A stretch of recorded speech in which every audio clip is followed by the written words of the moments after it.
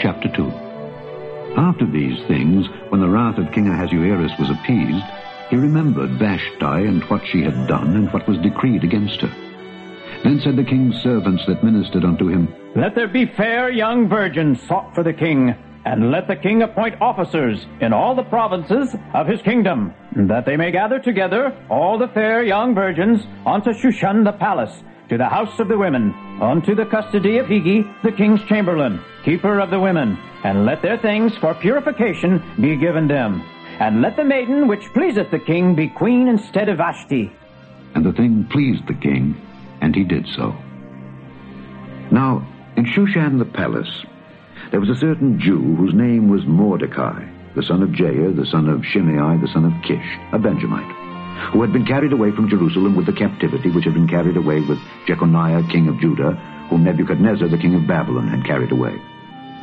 And he brought up Hadassah, that is, Esther, his uncle's daughter, for she had neither father nor mother. And the maid was fair and beautiful, whom Mordecai, when her father and mother were dead, took for his own daughter.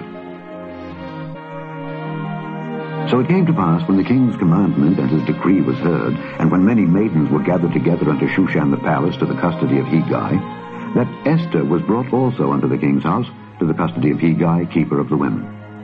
And the maiden pleased him, and she obtained kindness of him.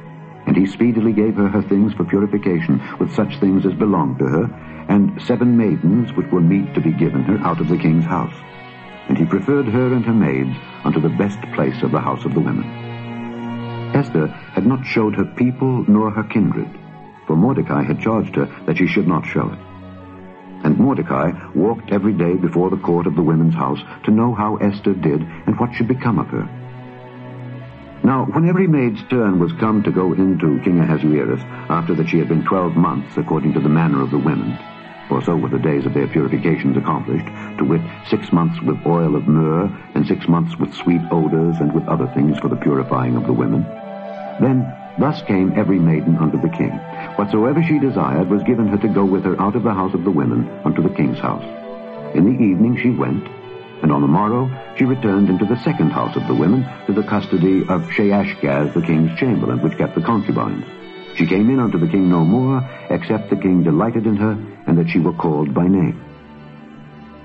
Now when the turn of Esther, the daughter of Abihail, the uncle of Mordecai, who had taken her for his daughter, was come to go in unto the king, she required nothing but what Hegi, the king's chamberlain, the keeper of the women, appointed. And Esther obtained favor in the sight of all them that looked upon her. So Esther was taken unto King Ahasuerus into his house royal in the 10th month, which is the month Tebeth, in the 7th year of his reign.